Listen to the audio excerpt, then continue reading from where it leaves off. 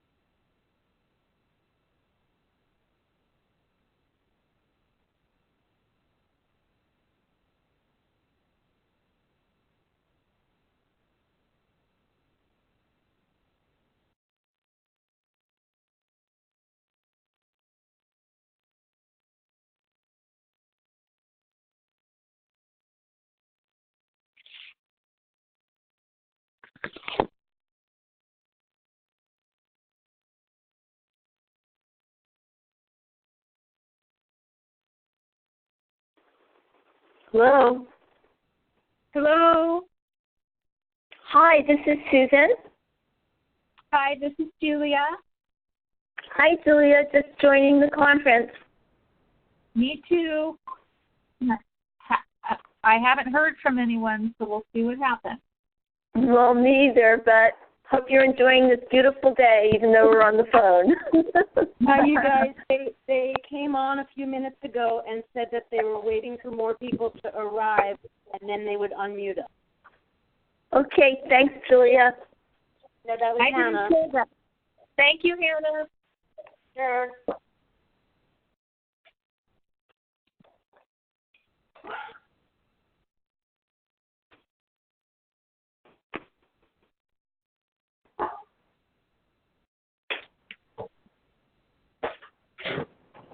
Hello, everyone. It's Sarah. We're going to go ahead and get started. I'm here on behalf of Carmel Angelo today. So Amanda's going to kick us off with doing roll call.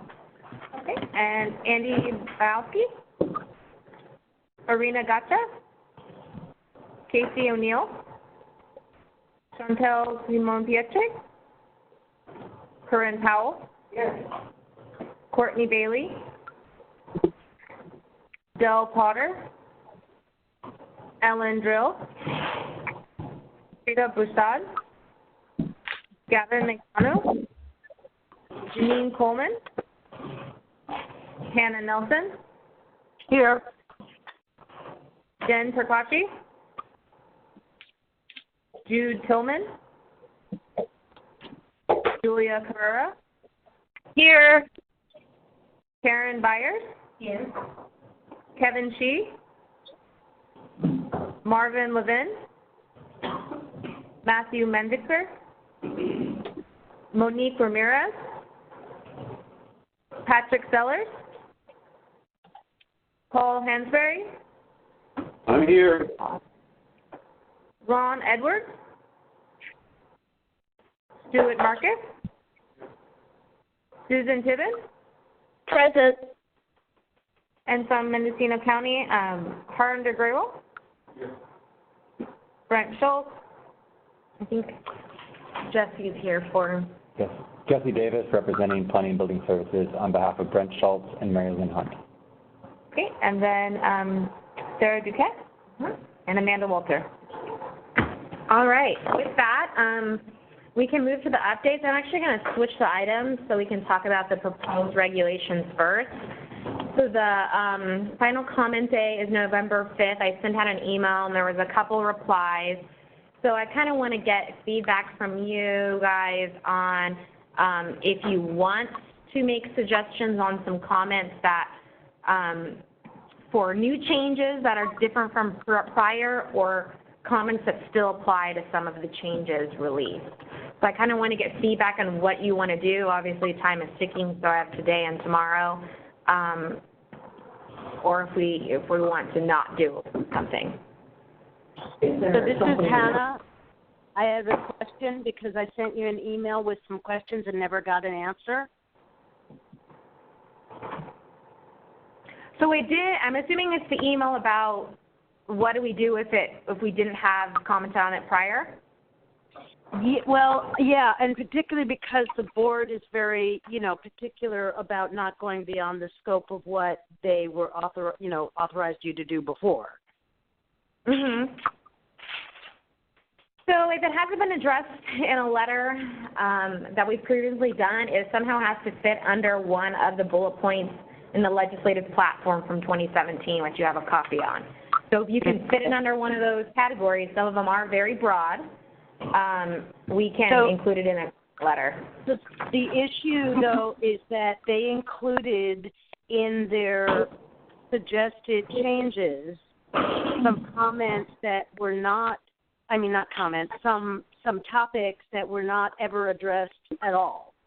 So I think that the comment that I'm going to make individually, and I'm talking about some of the BCC proposed regulations to kind of get rid of white labeling and stuff like that, I'm going to say that really should have been subjected to a 45-day comment period because it was so far away from what they were originally doing. I think that's the safest way to deal with that. But anyway, I the problem is, Sarah, is that since we didn't get any response until now, I'm not sure if there's time for a group of us or a subgroup of us or whatever to turn around and do what needs to be done in order for you to have the time on your end to do what you need to do, I completely agree, which is why I wanted to bring this up as like a last ditch. Is there anything big that we've previously commented on that we really want to make sure gets into this 15-day comment period? If not, then, possibly another 15-day comment period is in our future, depending on how things go.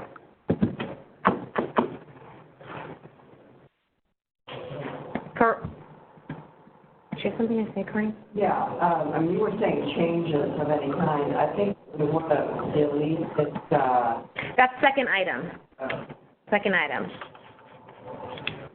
Anything else on the proposed regs? I'm going to move to the legislative platform. I think I have something I'd like to discuss. So, again, not having the original letter that was sent, I don't know exactly what was covered, but on the cannabis event, where the state has agreed to make a tiered licensing type from the 3,000 to 5,000 plus.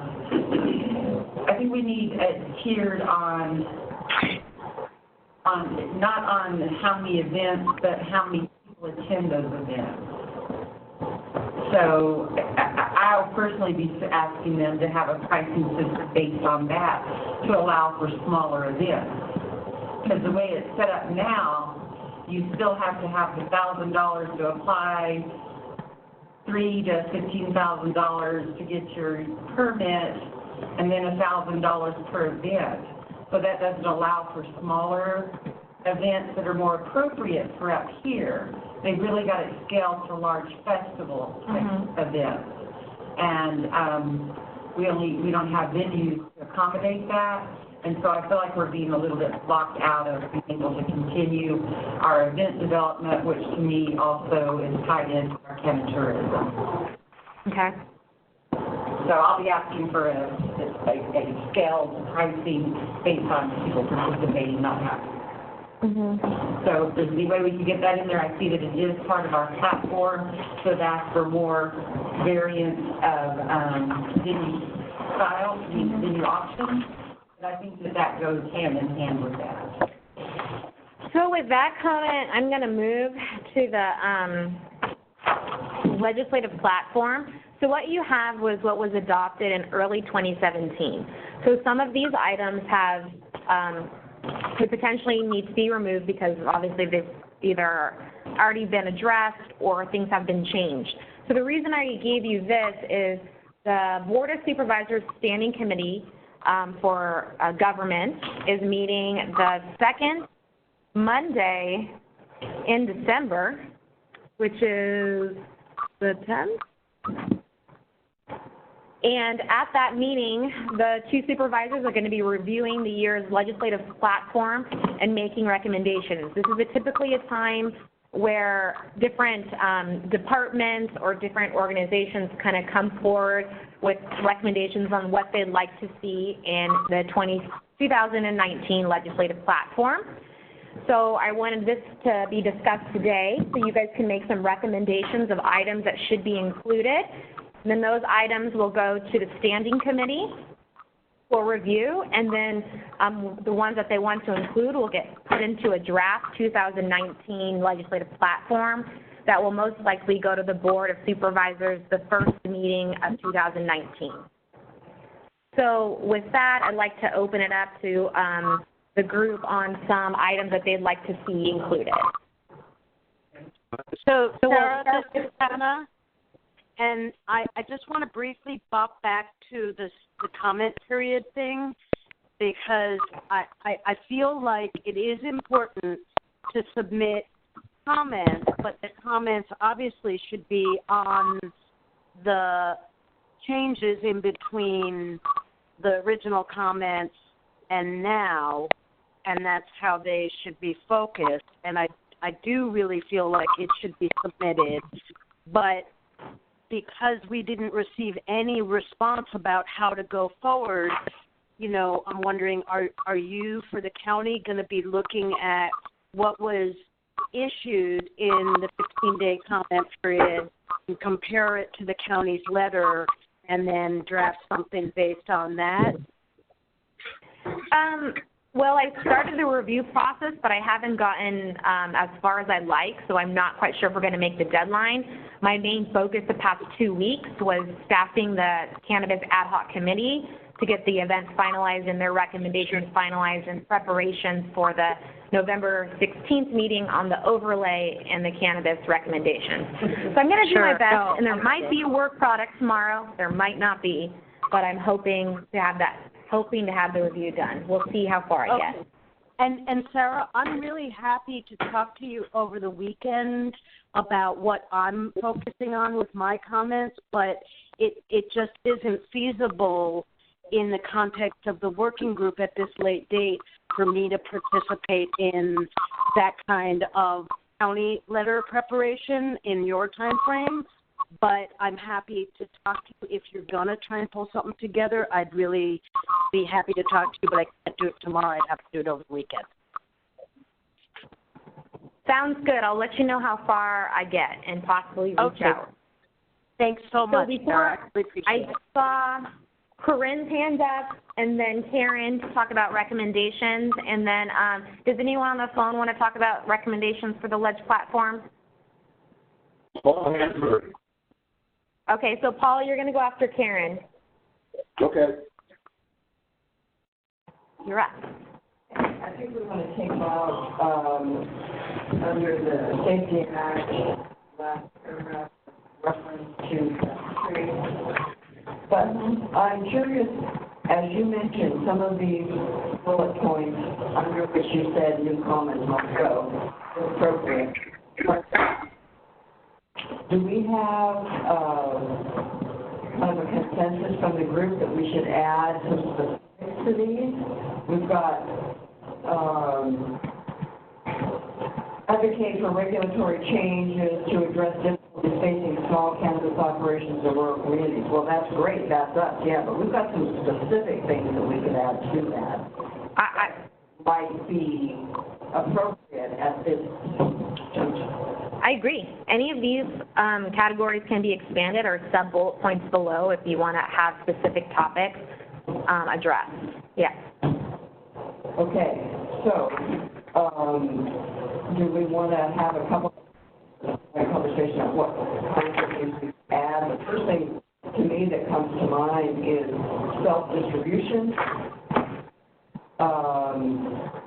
for small cultivators in rural areas.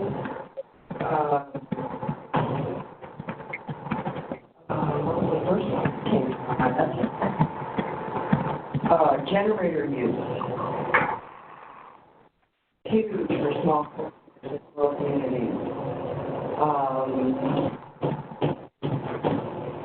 And possible special consideration of water use.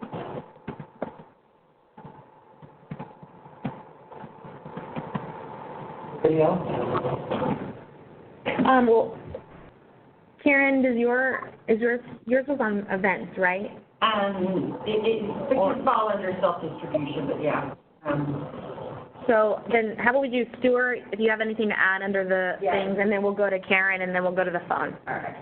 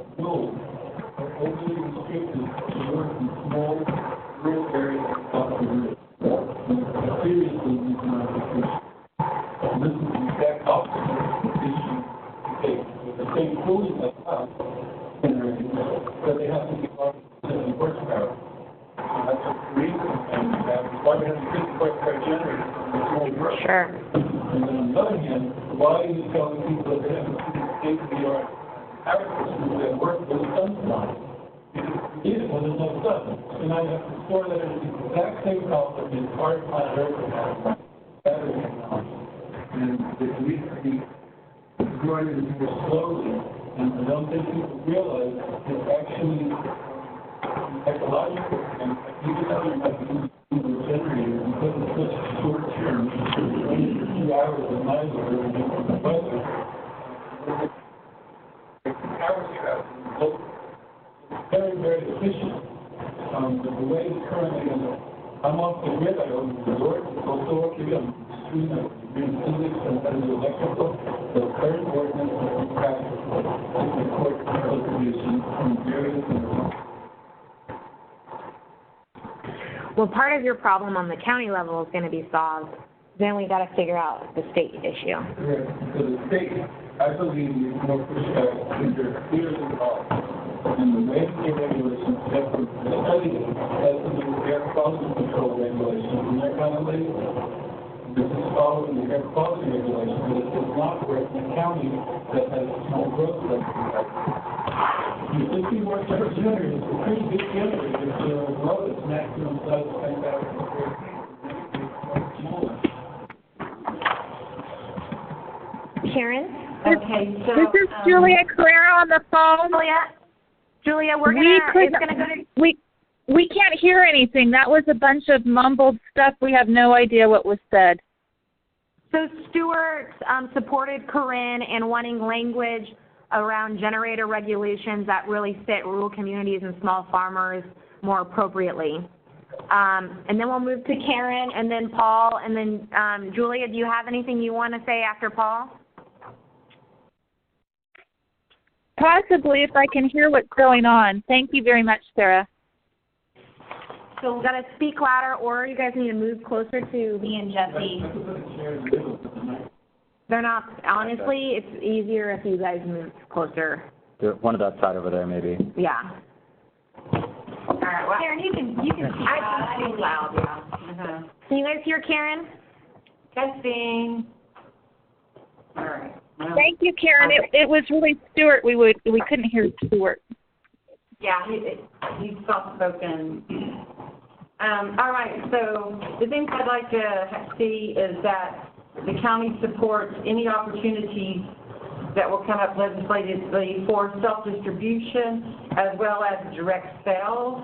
That would be including non-storefront retail license, which is another thing I'm going to be trying to work with the county on, which implies delivery, but it's called non-storefront. You can get that now, P.S. Okay. You can? Mm-hmm. Okay, great. Well, we need to really promote that because I didn't understand that that's an opportunity now.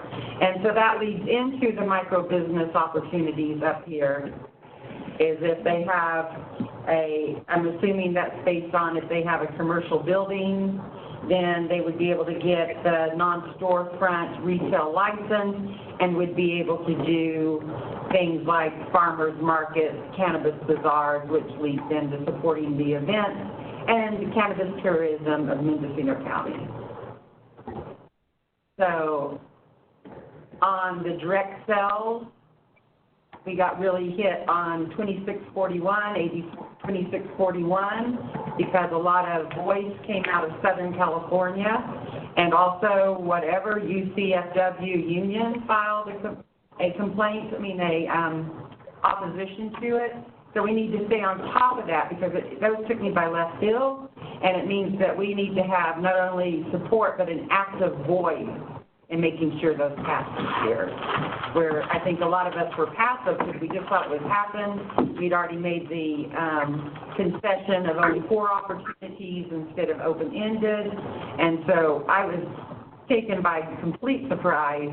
And so I would like for us to be actively making sure we see that to the end point. Which bill? It was AB 2641. So that would have been on the direct sales opportunity. So we'll need to watch for that because it is the start of a new session, so there's no bills. So if they do come back, they'll be reintroduced on a new number. No, I will be monitoring it. Paul, you're up. Okay. First of all, there's some language that was put in, and I don't know if it's appropriate for comment because they snuck it in with the emergency regulations, the readoption with amendments, and then they continued it with the current regulations. So I don't know if it's really considered a change, but very few people even know about it. Were they stuck in that you could not have a cannabis operation in a private residence or have to walk through a private residence to get to that area? The Cannabis Advisory Committee unanimously decided to make the recommendation to strike that language, but I don't know if it ever made it to the Bureau or if they took the recommendation. Obviously, they didn't yet. But I would strongly advise the county to put that in their letter to strike that language that prohibits any operations to be done in a private residence. That being said, I would strongly advise that the county support a home business, a home micro business. Some of you may know that Susan and I have been working on this cottage micro business, which addresses most of the issues that everyone has spoken about so far, from self-distribution to delivery, non-storefront retail, to being able to work out of your home. It's a very broad thing. Right now, it's in Legislative Council, fine-tuning the legal language. We should have something in a week or two as a first draft so that we could have that and shop it. So I would strongly advise the county for their platform to recommend that there be a separate license for the small farmer instead of just the Bureau seems to be interpreting things and rationalizing them instead of looking at the interpretations to benefit the small farmer. Their agenda seems to be just for the large grows, and something needs to be done about it, and so we need to do something about it. Hi, this is Susan. Hi, Susan. Hi, I just want to follow up on Paul's comment. In terms of justification and strengthening our position, we're looking at extreme unintended financial consequences in towns like Willits, Laytonville, Leggett, Garberville, with drops of up to 75% in gross receipts of non-cannabis-related businesses. Further, we want to be mindful to share with the state that particularly for rural operators, the situation of building a separate facility is often both geographically and permit-wise impossible. So while rural operators are committed to observing the highest standards in terms of health and safety, logistically, particularly legacy farmers have traditionally operated out of their home, or a particular area of the home or an attached kind of building to the home. So we just want to reinforce the idea that we're not asking for something special, but we're looking at an existing industry which is newly legalized.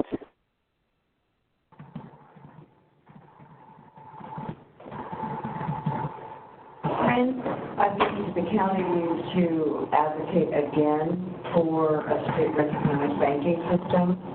Mm-hmm. And also at the meeting on Monday night, I think it was really clear that nobody from either local jurisdictions or the state is properly enforcing new laws, particularly a contracts division, whereby licensees have some kind of recourse to not being paid by other licensees. It's like a state level, kind of like, actually it should fit under the Bureau because they're part of the Department of Consumer Affairs. You think?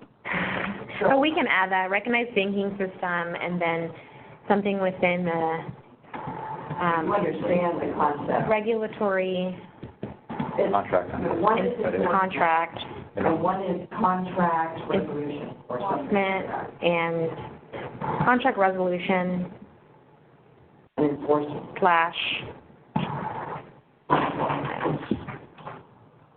Can I make a comment on that? I just got to say that I believe that the state would not at all be receptive to that. A contract is a private agreement. Your remedies are through dispute resolution as enunciated in the contract. The enforcement part, I think that BCC is enforcing violations of their regulations, but it's a private contract matter. Now, it is an interesting idea to maybe suggest setting up a dispute resolution forum so that people don't have to hire lawyers and stuff, but I just have to say they're not going to want to wade into private contract enforcement. And I have a comment to that. So one thing that you may want to think about is, I don't know if it's included or not because I've never tried, but usually there's a way under the Department of Consumer Affairs where you can report bad business practices, and then there's an investigation component. I have no idea if that goes to Canvas yet. Well, I'm thinking there has to be a method whereby the bad actors have repercussions, and there must be a way to complain against a licensee because they have responsibilities under that license. That license is issued by these various agencies. There's got to be some kind of system that minimizes the opportunity for abuse. Corinne, that's really not a regulatory issue. That's a contract issue. The licensing agency does not say you have to pay the private people that you're contracting with within a certain time. That's a private business matter. And I don't want to spend a lot of time on this.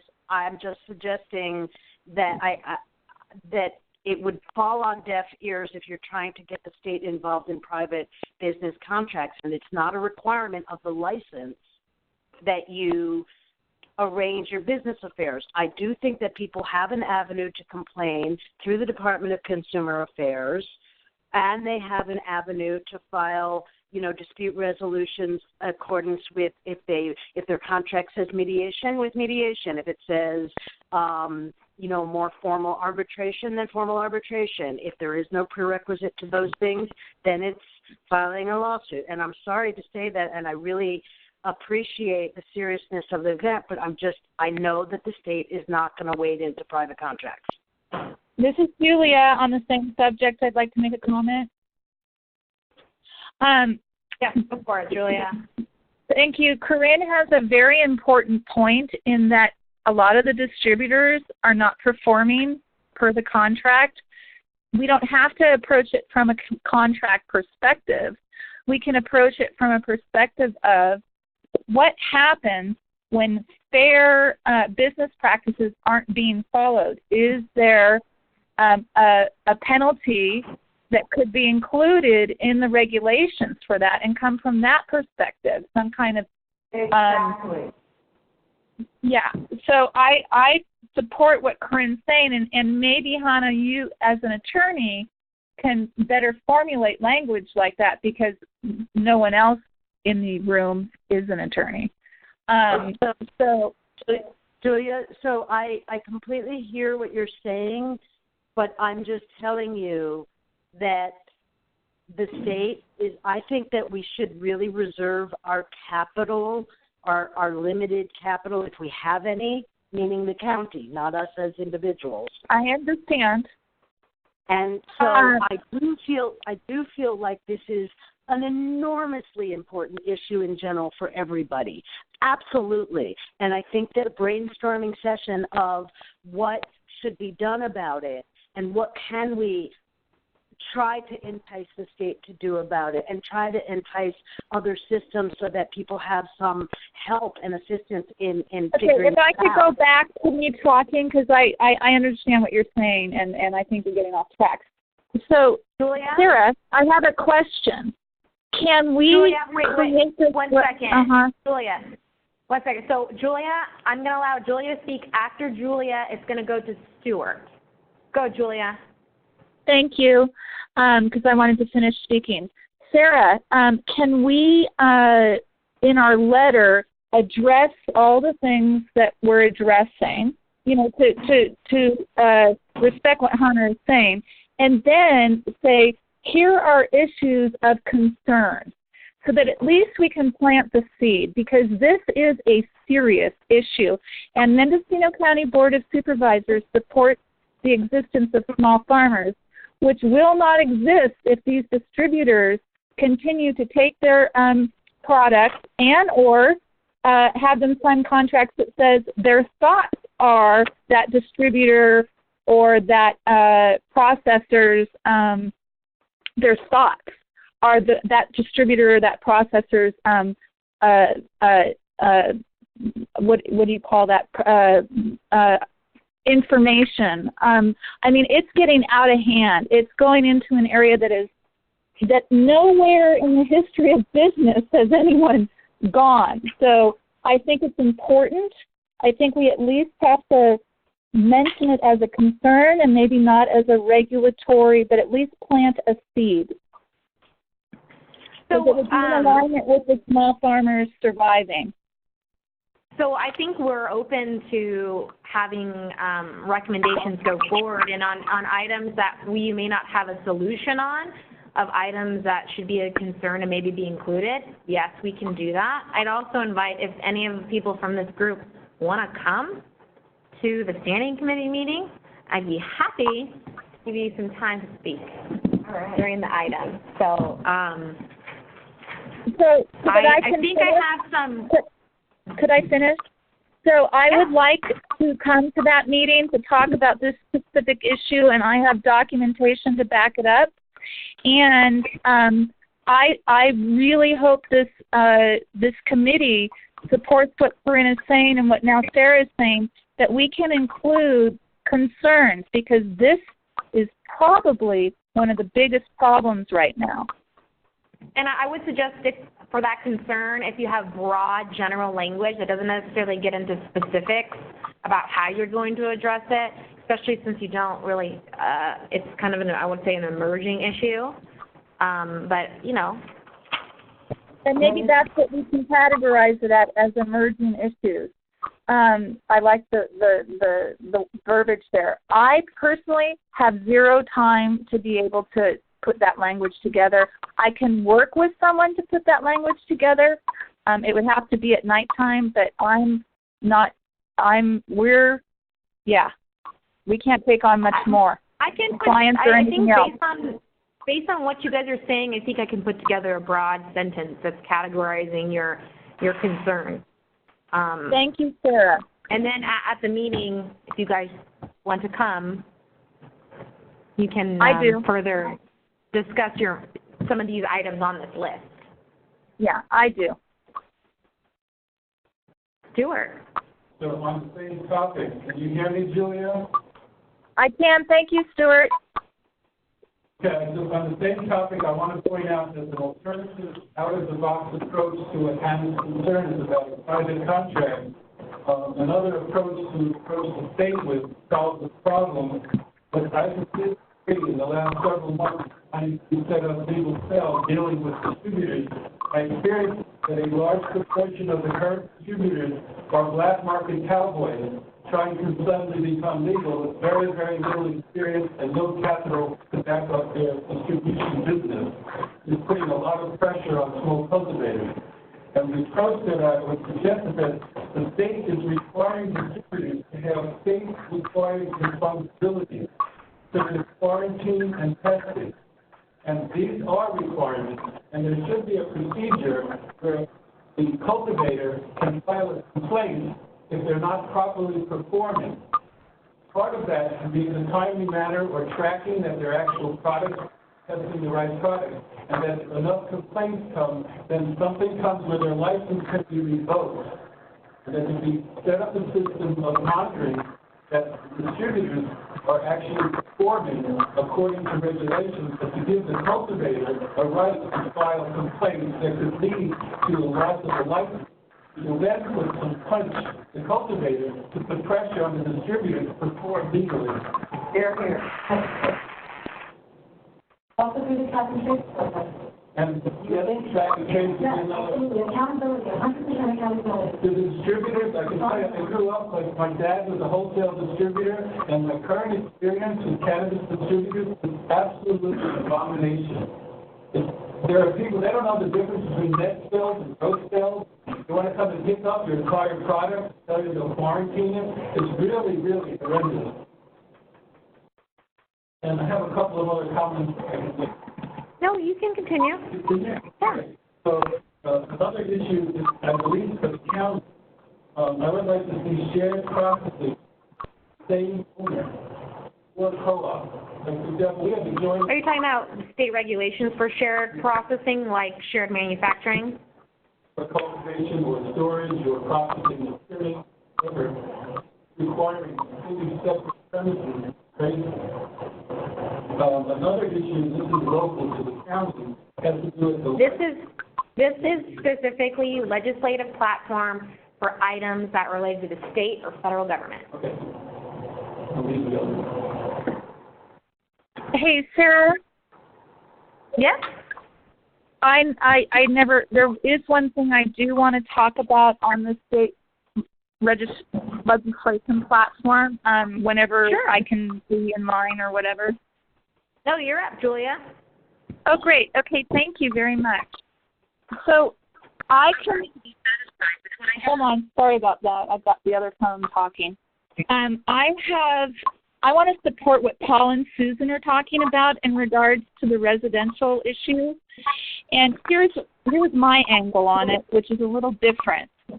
I continue, and I think I brought this up before, to push rural regulations versus urban regulations. And I think Mendocino County Board of Supervisors needs to take this up. It not only affects cannabis, it affects everything.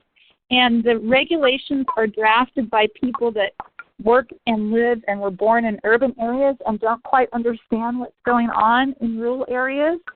And as we're all noticing, in many cases, it's impossible to adhere to those regulations because of the rural culture and environment and geography and topography. So I would like to see added some type of discussion about having regulations that don't address the whole state because of the diversity of the state, but address urban regions and rural regions.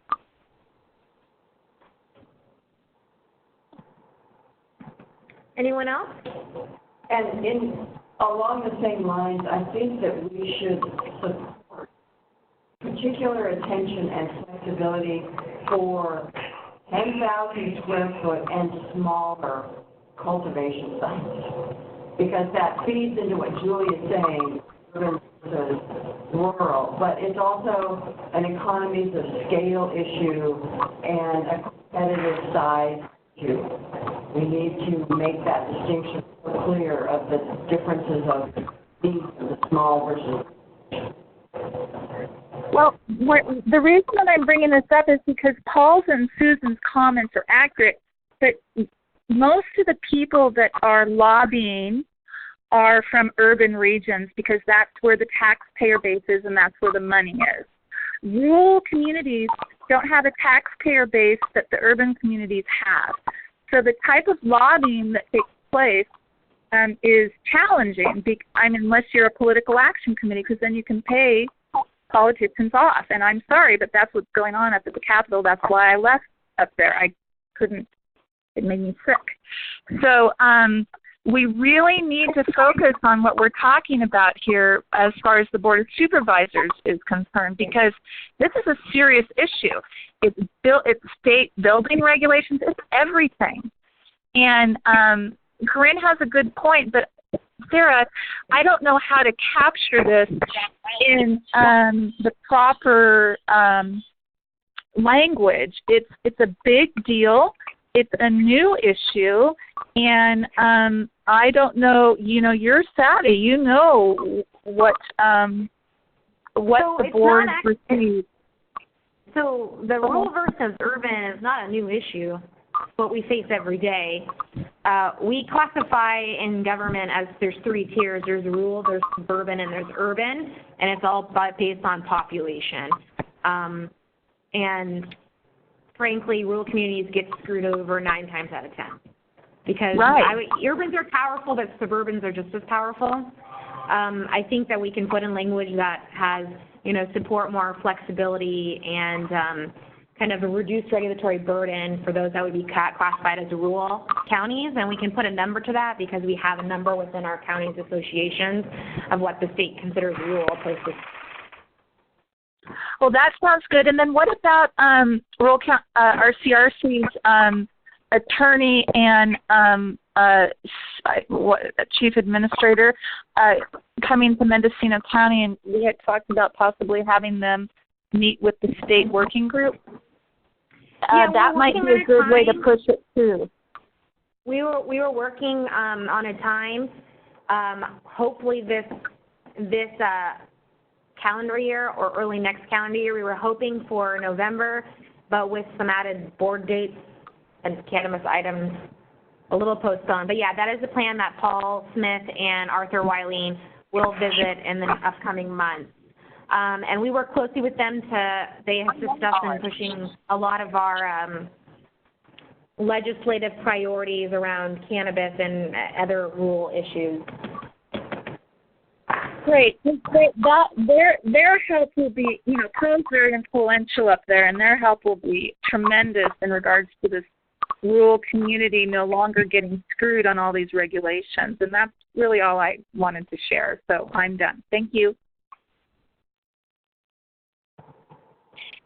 This is Hannah. I have a question. Sure.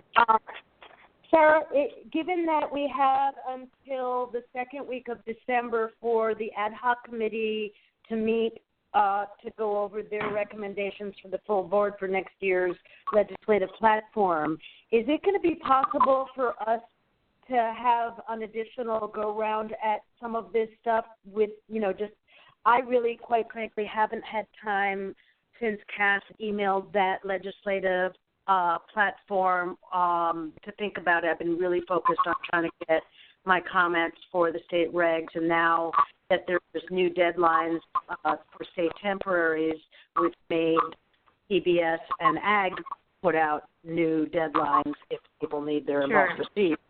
So anyway, I'm just wondering, are we going to have a little bit more? I know we only meet once a month, but is this something that can be kind of is it possible for you to put out a draft of the notes from today and then for us to submit additional comments without it inconveniencing what you have to prepare for December? Well, if you have any comments that weren't made today, if you could email them to me by November 30th. Okay. That's going to be the hard cutoff date. November 30th. Okay. And then is it possible for you, because really the phone quality is kind of sucky, is it possible for somebody to give a little email summary of the points that you are now going to be including so that we don't duplicate? So we can send out the notes of what we've talked about today, probably not today, but later next week. I'm going to be working off these notes and really refining the language. So what's in the notes is not necessarily going to be what's in the platform. It's kind of like the shorthand notes of comments as we refine it to get it to the platform. But we can do that. Absolutely. I just wanted the basic. I mean, I think I know the basic topics, but I just kind of, because it's really been hard to hear some of them. It'd be really helpful, and I don't want to, if I am submitting anything else before November 30th, I don't want to duplicate what you have. Are there any other comments or items?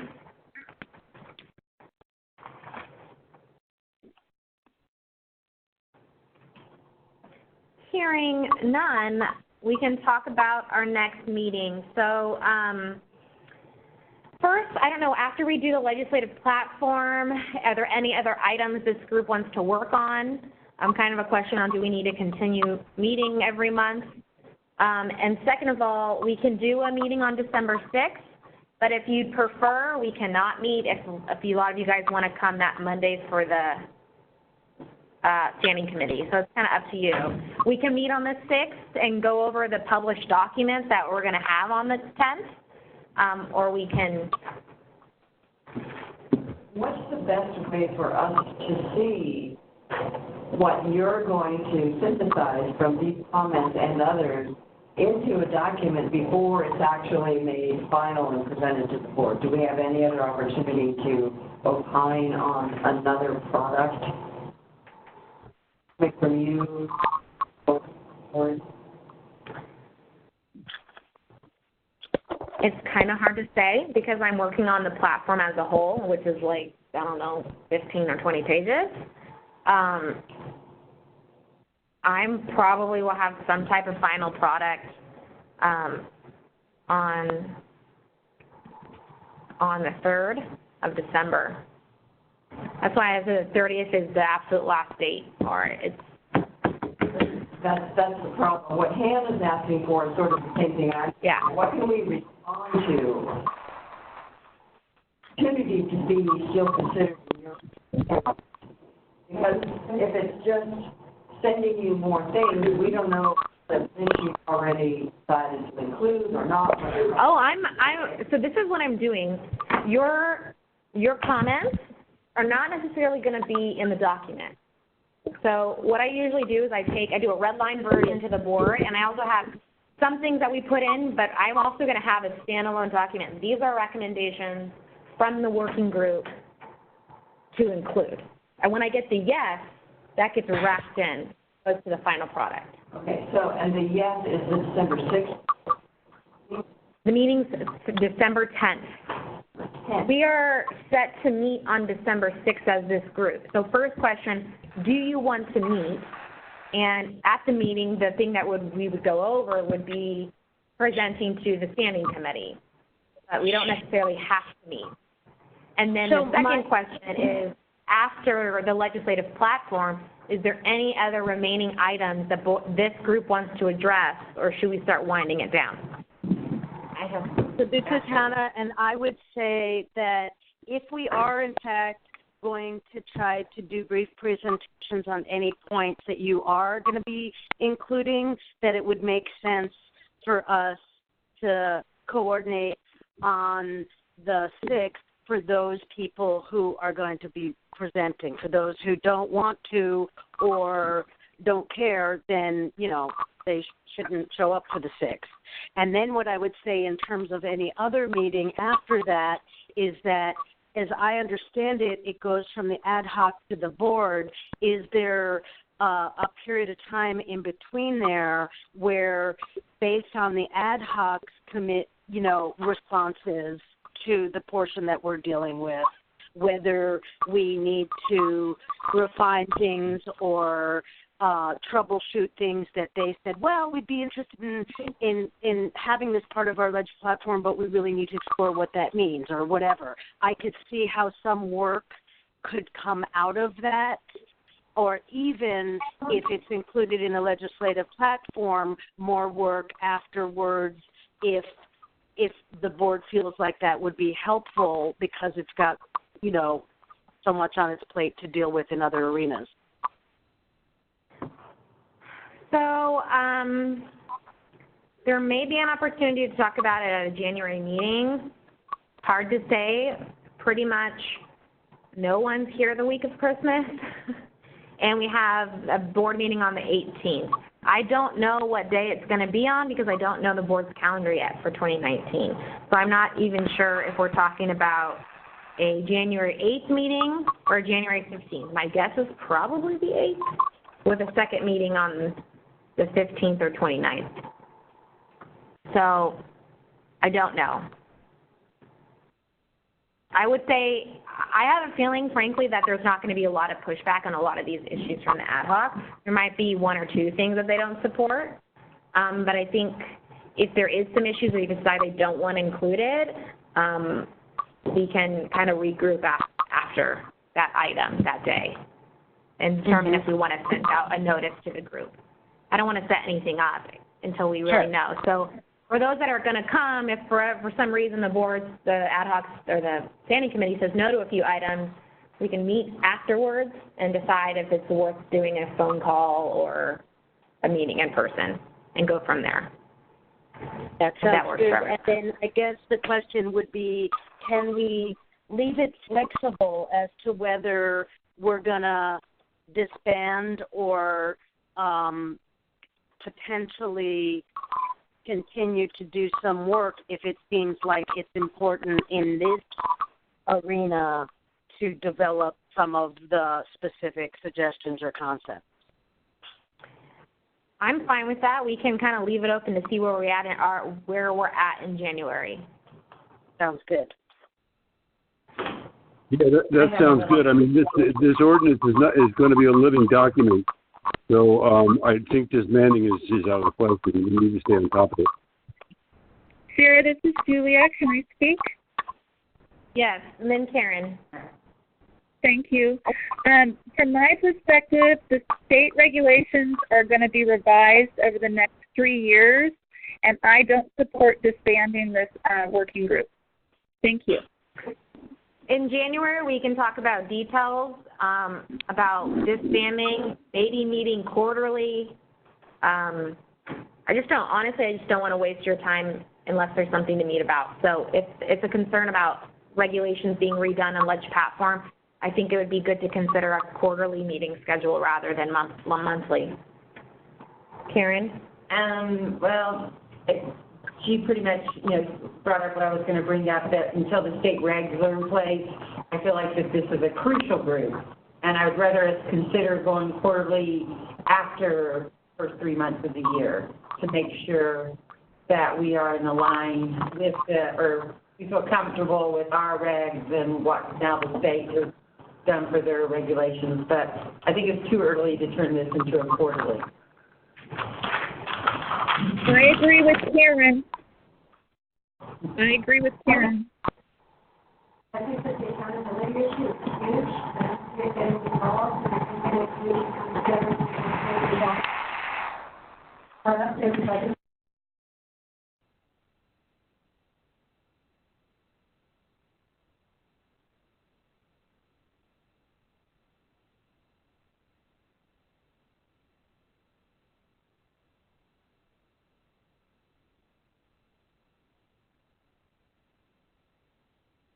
Finding the means of accountability to distributors or anyone else holding on.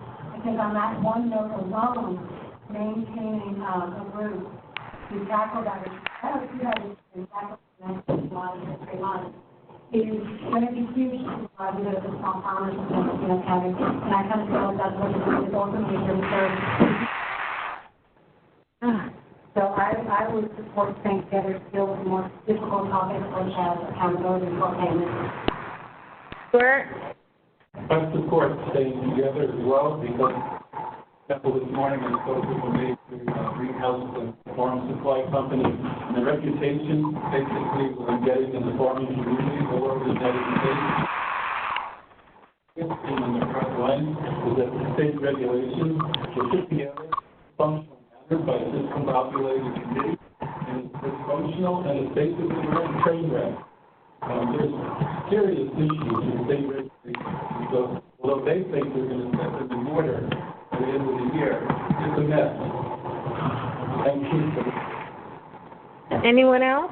Karen? Just also, I'd like to make sure that possibly within this group, we could be the active group as legislation develops for the beginning of the year and bringing that back into the county. And so I see that as a role I'd like to see someone in a particular group play. So no, I'll keep coming over here monthly. I know this is a low attendance today, but also in the middle of harvest. And so there'll be times like that. Planting and harvesting. Anyone else? But I'll go share it to at least 25 people I know. Cornelius, or you have something to say? Yeah, I do. On page 9, legislative platform review. Under the first bullet point, support the principles of legislation, regulation, and taxation of cannabis. Board policy statement adopted June 5, 2007. I'm sure a lot of things changed since 2007 that might beg review of whatever this document is, and perhaps not reference it if it's no longer relevant. I'll let the ad hoc, or not that, the standing committee decide. I mean, they probably don't even know what's in this document, but maybe they do. I sure. Yeah.